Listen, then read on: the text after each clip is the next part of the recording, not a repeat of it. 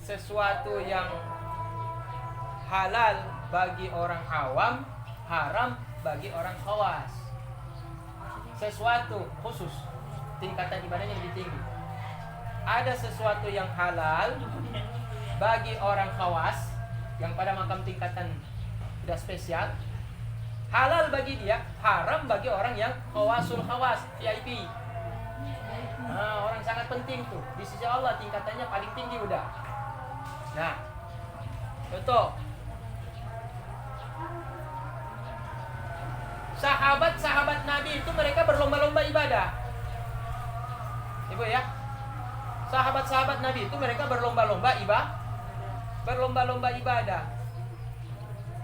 Sehingga saking gemarnya mereka beribadah, yang sunnah jadi wajib. Nah, yang sunnah jadi maka berjamaah itu jadi wajib bagi sebagian para sahabat. Kalau nggak berjamaah rasanya nggak sah sholat. Rasanya dalam perasaan seorang yang tingkatannya udah tinggi tentang keyakinannya kepada Allah Ta'ala, maka ketika dia tidak sholat berjamaah itu rasanya nggak sah sholat. Sehingga kalau dia sholat sendirian itu menangis dia. Mak kita kadang-kadang mana ada sampai ke situ. Ibu sampai segitu ibu. Kalau sholat sendiri di rumah menangis nggak?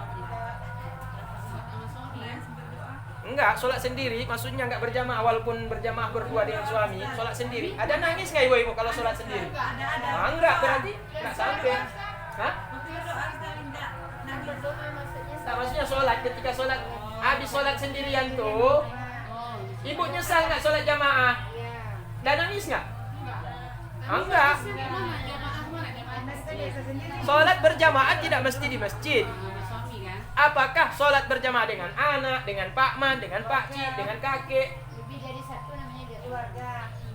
Sholat berjamaah tidak disyaratkan di dalam masjid. Cuma keuntungannya sholat berjamaah dalam masjid mendapatkan pahala sholat di dalam masjid. Karena sholat dalam masjid pun tempat yang lebih mulia dari rumah kita. Tuh ibu ya. Nah jadi pertanyaan tadi itu, sholat berjamaah hukumnya di sini sunnah.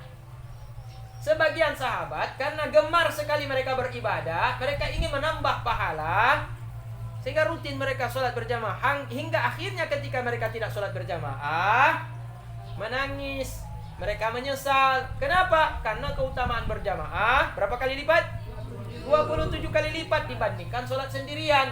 Jadi kalau orang sholat sendirian zuhur dibandingkan dengan orang sholat berjamaah zuhur, itu orang yang sholat berjamaah satu kali sama seperti 27 kali sholat sendirian pahalanya ya.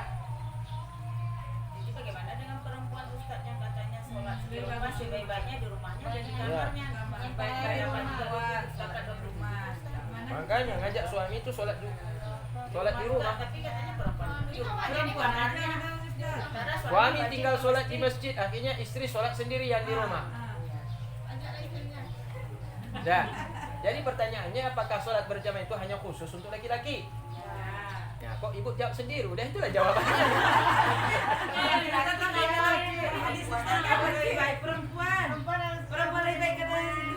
Nah, makanya mencerna hadis itu jangan ditelan bulat-bulat kayak ibu makan nasi. Kalau ibu makan nasi telan bulat-bulat, boleh, nggak apa-apa. Tapi alangkah indahnya makanan itu dikunyah dulu. Dirasa-rasa dulu ya Bu. Mana tahu di dalamnya ada tulang. Yang gitu. Makanya langsung ditelan. Kalau ibu langsung telan, nyangkut tulang di tenggorokan, dikunyahlah. Itulah fungsi lidah. Lidah itu apa ya? Rasanya itu, perasanya itu apa ya bahasanya itu apa tuh? Apa? Bukan menetralisir. Apa itu bahasanya itu? Perasanya itu apa namanya itu? Halus sekali indranya tuh. Lidah tuh halus sekali indranya. Ya, yang enggak terasa di mulut bisa dirasa sama, oh ada tulang dikit kecil kali terasa sama lidah. Maka kita fungsi untuk mengunyah itu perlu. Ya begitu juga hadis tuh harus dikunyah dulu ibu, jangan ditelan. Ketika mendengar orang menyampaikan hadis itu, oh begini hukumnya, langsung diambil keputusan. Sholat berjamaah sunnah. Ya, lebih afdal sholat berjamaah daripada sholat sendirian. Terus bagaimana sholat tentang wanita itu lebih afdal sholat di rumah sendirian? Berarti wanita sholat sendirian. Kalau suaminya sholat di rumah, nggak boleh. Bukan nggak boleh, lebih baik sholat berjamaah. Lantas istrinya sholat sama siapa? Jamaah itu yang di rumah cuma ada suami. Maka kalau seandainya suami lebih afdal sholat berjamaah di masjid, maka istri otomatis tidak dapat keuntungan sholat berjamaah karena mengamalkan hadis yang lain. Apa hadisnya? Sholatnya wanita lebih baik di rumah. Kamu gitu ibu kan? Berarti khusus dong, hadis itu hanya untuk laki-laki. Betul, memang seperti itu.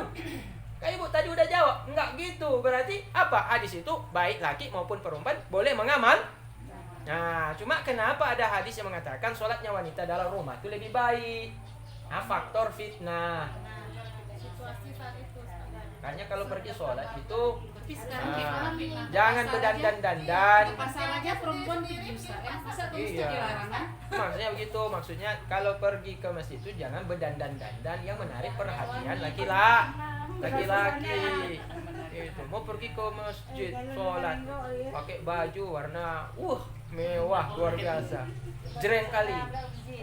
Pakaian berwarna Ustaz, bukan berbau. Nah beginilah, maksudnya begini ibu-ibu, ada rasa ketika kita pakai pakaian itu, ada rasa dalam hati kita selaku orang yang pakai pakaian itu, ini bakal menarik orang nih. Oh jangan pakai, gitu, jangan pakai. Tapi kalau ibu pakai juga, itulah fitnah. Lebih bagus sholat di rumah, gitu. Nah itu fitnah maksudnya. Kenapa sholat di kamar lebih utama daripada sholat dalam rumah yang terbuka? Karena mungkin ada laki-laki, ada tamu di situ, tamu kawan abang misalkan. Ngonlah kau tanya di rumah. Kawan kita itu, kawan suami kita ada di rumah. Kebetulan mereka lagi bahas proyek lah misalkan. Kebetulan nggak jauh dari rumah, nggak jauh dari ruang tamu itu ada tempat sholat umum dalam rumah. Ada musola dalam rumah, tapi nampak tembus di ruang bagaimana kalau kita sholat di situ? Nampak di sana sama kawan suami. Lebih bagus di kamar. Ya, jangan menarik perhatian. Gitu. Nggak apa-apa ibu. Tapi kalau ibu merasa ketika berada di ruang terbuka kurang nyaman dalam beribadah, ingatan kita kurang konsentrasi karena di ruang yang terbuka sehingga mata kesana kemari tengok, ya sholat dalam kamar.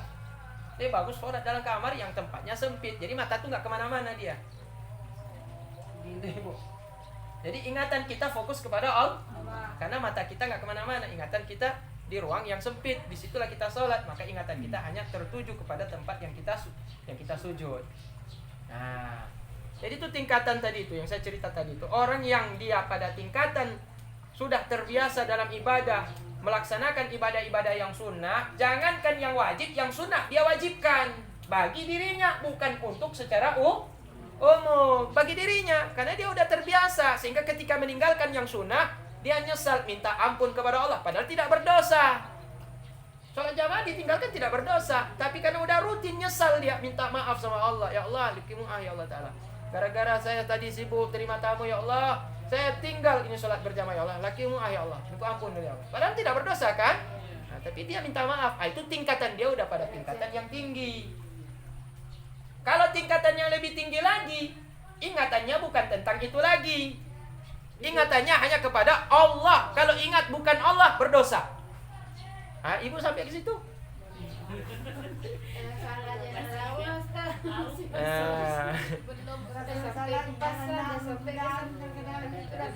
Makanya itulah kan.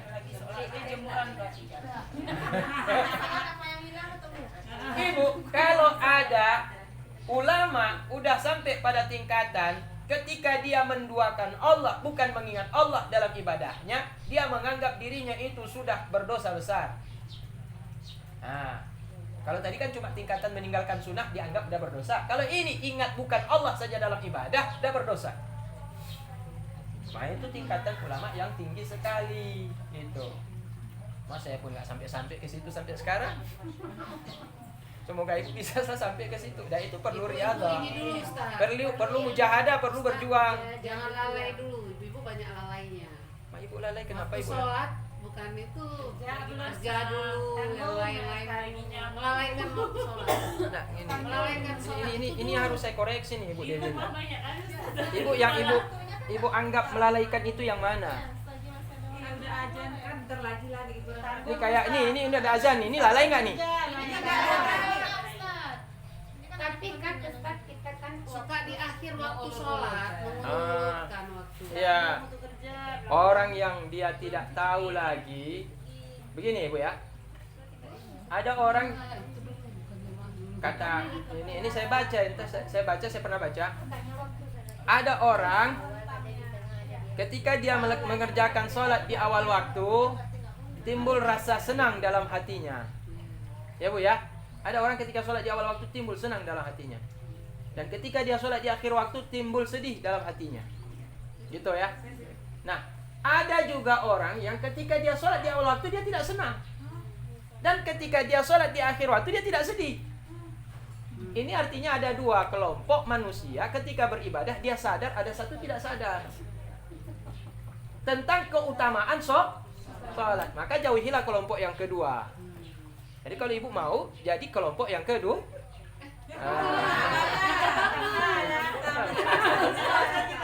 Gimana cara ibu-ibu menghadapi yang kelompok keduanya gimana cara? Tadi udah dijawab sama ibu. Tuntut ilmu kan? Iya. Iya. Makanya ilmu itu mendekatkan kita semakin dekat kepada Allah. Kenapa kita ingin dekat dengan Allah? Karena kita dapat tahu ilmu, tahu kita manfaatnya untuk apa. Ya kan? Kalau kita tahu manfaatnya kan otomatis kan kita akan berupaya ibu-ibu kan. Kayak ibu misalkan apa namanya ya? Kayu baja apa tuh namanya itu dari Kalimantan tuh? Bajaka. Bajaka nih. Nah, kayu bajaka itu kan dulu orang nggak tahu apa manfaatnya kan? Nah, sekarang ketika orang udah tahu manfaat kayu bajaka, habis pohon-pohon kayu di Kalimantan tuh dicari batang kayunya tuh. Kenapa? Karena manfaatnya bisa untuk sakit apa tuh? Nah, kanker. Yang obatnya sampai sekarang pun susah didapat. Jadi dulu mana ada orang nggak ada peduli tuh batang kayu itu. Orang pikir nggak ada manfaat. Nah sekarang ketika sudah ada manfaat, orang berebut untuk cari kayu bajaka tuh. Dicarilah di dalam hutan-hutan. Sampai orang Aceh pun cari juga di hutan Aceh. Dapat juga di Aceh ada kayu bajaka. Nah, dulu nggak tahu manfaat. Sama seperti batang kayu biasa. Sekarang udah tahu manfaat, dicari, dikejar. Nah begitu juga. Orang dulu nggak tahu fadilah keutamaan ibadah-ibadah tertentu, tapi karena dia udah tahu manfaatnya, dicarinya ibadah tuh, dikerjakannya sungguh-sungguh. Maka ilmu itu untuk kita tahu manfaatnya, sehingga dengan tahu manfaatnya, yakin kita dalam mengamalkannya. Nah. Ya ibu ya, mah bersyukur ibu-ibu orang Islam. Kalau orang-orang kafir, kapan kita dapat nih? Jadi bagaimana yang Ustaz yang jadi pastor Ustaz? Dia mengerti juga ilmunya tuh. Itu keseleo dia itu. Ya. Ma. Iya, itu kan memang sholat juga semua. itu untuk menggambarkan ketidak ada jaminan ketika seseorang sudah sampai pada tingkatan orang yang mengerti agama, dijamin akan selamat di akhir hayat. Makanya minta doa, Allahumma khtim lana bi husnil khatimah. Tutup kami ini Allah dengan husnul khatimah. Husnul khatimah berarti meninggal dalam keadaan beriman. Nah, tidak ada jaminan. Maka selalu kita ini dalam keadaan takut. Apa ibu? Takut meninggal kafir, murtad, atau minimal kalau tidak murtad, tidak kafir, jangan sampai kita meninggal dalam keadaan bermaksiat. Walaupun muslim tapi meninggal dalam keadaan bermaksiat, celaka dalam kubur. Celaka tetap dalam kubur, tak diazab dalam kubur. Tak sempat tobat, meninggal. Kita sebenarnya Pak, kalau kita sholat ke masjid kan ada yang namanya sholat penghormatan masjid, tahiyatul masjid. Ya, tahiyatul masjid. Terus kalau misalnya kita sholat di musala, boleh nggak kita niatkan Enggak. sholat tahiyatul masjid? Enggak, karena bukan masjid ya. Tetapi ada yang meriwayatkan bahwa masjid musalla itu juga masjid. cuman dia kan di situ misalkan sholat tuh dia nggak melaksanakan Jumatan aja, tapi kalau rutinitas setiap hari dia itu sholat 5 waktu. Jadi kan selama ini saya praktekkan tetap tahiyatul masjidnya, untuk meyakinkan apakah itu kita itu bukan masjid tapi musola. Apakah waktu kita ambil surat, waktu kita masuk kita sholat 2 rakaat tahiyatul masjid kita niatkan itu apakah boleh? Apakah itu? Ada dua pendapat di Kalau situ. sholatnya di musola. Iya. Ada dua pendapat sih. Iya. Pendapat yang pertama, musola itu masjid. Nah, musola itu juga masjid. Apa arti masjid? Tempat sujud. Ya. Secara umum makna masjid, musola juga masjid yang didirikan tempat untuk dijadikan tempat sujud. Kalau rumah ini kan bukan musola, karena rumah ini umum dia. Rumah meskipun kita jadikan tempat sholat, tapi dia bukan untuk khusus, secara khusus dibuat untuk tempat sholat. Tapi kalau musola memang khusus di situ. Nggak ada orang tidur-tidur, khusus tidur-tidur, masak-masak, nyuci-nyuci. Nggak ada. Musola memang tempat sholat. Berarti sama saja dengan tempat musola berarti masjid. Maka kalau orang masuk ke dalam musola, ya berarti boleh niat dia sholat tahiyatul masjid. Karena melihat kepada makna makna masjid itu secara bahasa artinya tempat yang didirikan untuk tempat suci, berarti musola masuk di dalamnya. Kalau dia sholat di situ sebelum duduk dia niat tahiyatul masjid, dapat pahala sholat tahiyatul masjid. Nah, tapi ada ulama yang membantah. Ulama yang mengatakan itu diniatkan awal mulanya itu untuk musola, beda dengan masjid. Musola dan masjid beda. Gitu. Ya. Kalau masjid itu tidak mesti ada Jumat juga. Tidak, Bu. Masjid itu tidak wajib didirikan Jumat juga. Ada masjid yang wajib, ada masjid yang didirikan Jumat, ada masjid yang tidak didirikan Jumat. Iya. Ada masjid yang tidak didirikan Jumat, cuma hanya untuk sholat 5 waktu saja. Hampir sama dengan musola. Tapi kalau dia Ya, ada kan syarat masjid aja itu kriterianya nggak bisa setiap kampung punya masjid. Contoh Kapurawas, Ya. Banda mau buat masjid itu nggak bisa, karena kenapa? Wilayah masjid itu dianggap satu mukim hanya boleh satu. Ya, namanya jami. Namanya jami. Jami itu mengumpulkan kemukiman yang ada dalam satu kampung. Mengumpulkan kampung-kampung dalam satu kemukiman dibuatlah jami. Jamiun itu artinya yang mengumpulkan. Apa yang dikumpul? Masyarakat dalam satu kemukiman. Maka tidak boleh ada 2 jami dalam satu kemukiman. Itu tidak boleh ada 2 masjid jami dalam satu kemukiman. Kalaupun dibuat masjid, tapi masjid yang kedua tidak boleh dijadikan sebagai tempat untuk sholat tapi sholat 5 waktu dibolehkan. Gitu.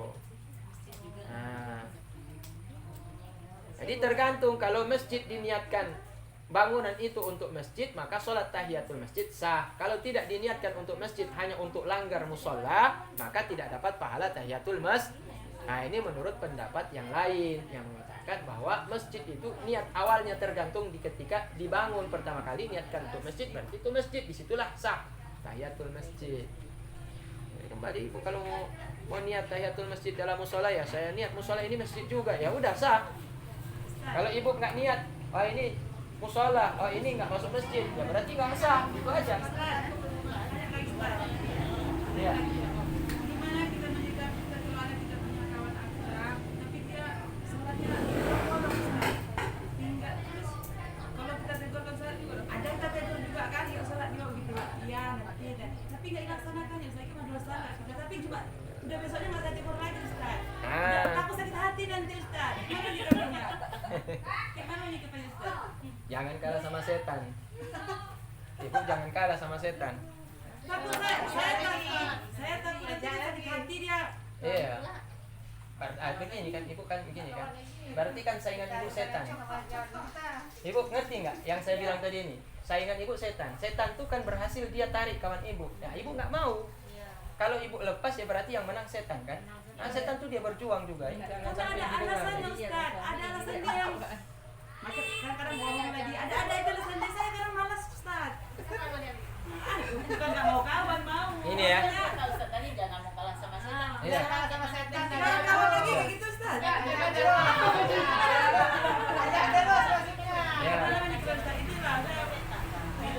ada gini ya. Kami kan diajarin ya.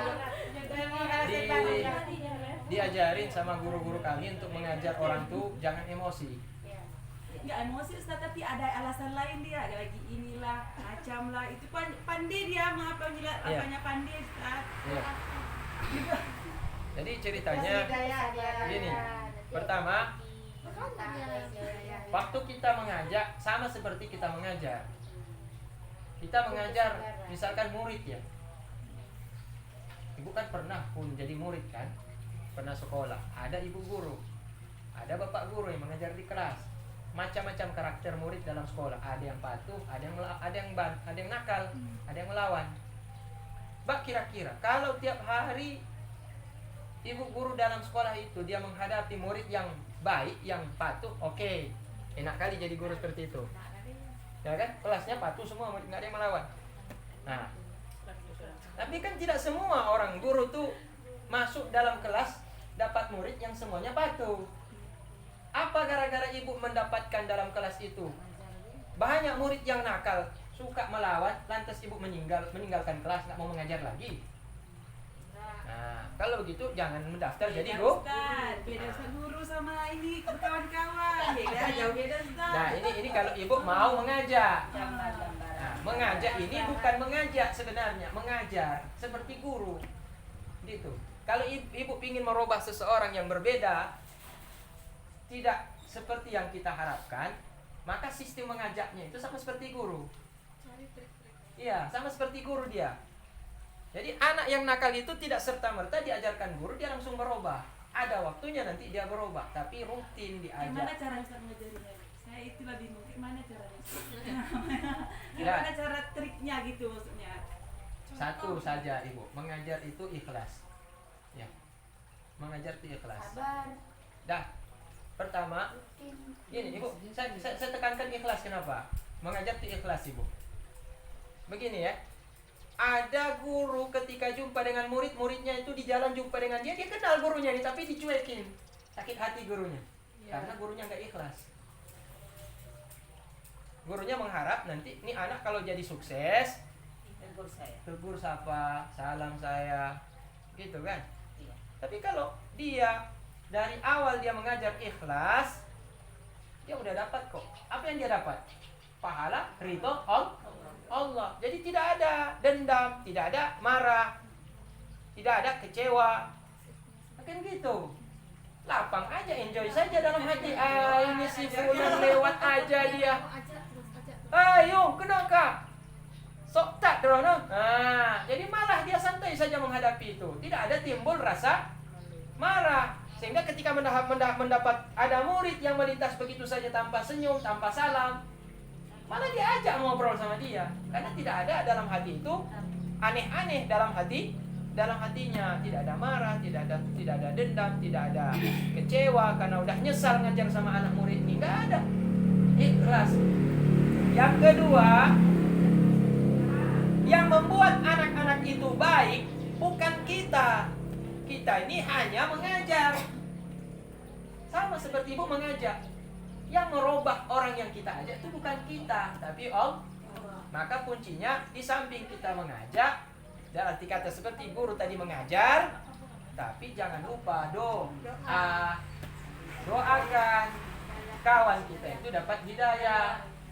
Nah, doakan kawan kita itu dapat petunjuk dari Allah, semoga dia berubah. Saya cuma sekedar mengajak, tetapi yang membuat orang itu mendapat hidayah, petunjuk hanyalah Allah. Nah, urusan hidayah kan urusan Allah. Saya kan cuma tugas saya mengajak amar ma'ruf, ngajak orang pada berbuat kebaikan. Gitu. Nah, misalkan saya ngajak ibu ngaji nanti waktu jalan-jalan ibu udah pakai celana jeans. Nyesal saya ngajar ibu tuh. Capek aja saya ngajar ibu tuh. Udah jalan-jalan aja pakai celana ketat dia. Pakai celana jeans. Nanti jumpa sama ibu cemberut saya jumpa. Nggak tegur siapa. Kenapa? Nah, karena saya mengajar mengharapkan saya mengajar itu bukan karena Allah Ta'ala, mengharapkan ridha Allah. Kalau udah mengharapkan ridha Allah, udah selesai mengajar, sudah dapat saya. Udah dapat pahala dari Allah. Ibu tegur nanti di jalan nggak tegur saya pun nggak apa-apa.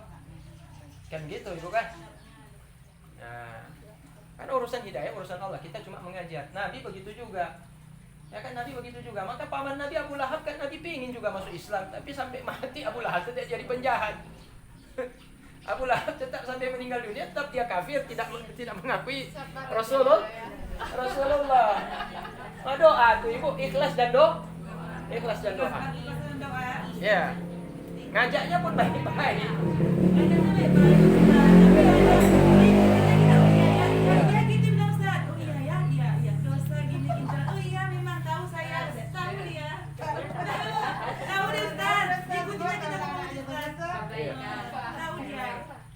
Gini ibu ya, itu maka saya sering dengar ada orang ceramah seperti ini ibu ya. Kalau mau dibilang setan iblis itu kafir itu bukan karena dia nggak yakin Allah Ta'ala itu Tuhan, ibu ya. Iblis itu tahu dan dia yakin hanya Allah Ta'ala satu Tuhan, tidak ada Tuhan yang lain. Tapi kenapa iblis menentang Allah? Kenapa ibu? Iblis menentang Allah kenapa ibu? Karena dia punya saingan siapa? Adam. Ya, karena dia punya saingan Adam. Maka timbullah dengki karena Allah Ta'ala menyuruh dia untuk menghormati Adam, sujud kepada Adam dalam bentuk penghormatan, padahal dia duluan diciptakan dan dia udah lebih banyak ibadah dibandingkan Adam. Maka iblis itu dia kafir bukan karena dia tidak percaya Allah Ta'ala Tuhan yang sebenarnya, bukan karena dia tidak tahu, dia ingkar Allah Ta'ala, bukan, tapi karena dia dengki kepada Adam. Maka dengki itu hati-hati. Nah, dengki itu hati-hati, ibu ya. Jadi iblis itu bukan kafir karena tidak percaya pada Allah Tuhan itu semata-mata Tuhan, tapi karena faktor kedengkian. Muncul kedengkian itu, dengki muncul karena kesombongan. Kalau udah sombong bisa berbuat dengki, akhir daripada dengki adalah dendam tak habis-habis. Ustaz, tadi sebelumnya iblis itu berarti Taat. Namanya Azazil namanya sebelum jadi iblis. Gurunya Jibril kan? Bukan. Guru dia zikir tapi apa kan? Jibril. Gurunya Jibril. Nah, itu saya belum dapat riwayat. Mungkin ya. Sama Ustaz. Tapi kan dia sama Adam aja, ini dengki Ustaz sekali aja tapi nggak mau istighfar itu. Allah Ta'ala ampunkan dia kalau dia mau minta maaf sama Adam, tapi dia nggak pernah akan minta maaf. Kan Nabi bilang sama Musa kan, Musa engkau kan yang paling ini dengan Allah, cobalah minta ampun ke Iya, kata putusannya Allah, udah disampaikan. silakan kamu sujud sama. Sedangkan hidup aja saya nggak sujud, apalagi udah mati. Hidup dia masih saya nggak mau, apalagi udah bangkai. Mana ada mau saya. Nah, pada akhirnya dia nggak mau tobat pada Allah Ta'ala. Ibu-ibu, alhamdulillah kajian kita udah selesai, udah masuk jam 4:30.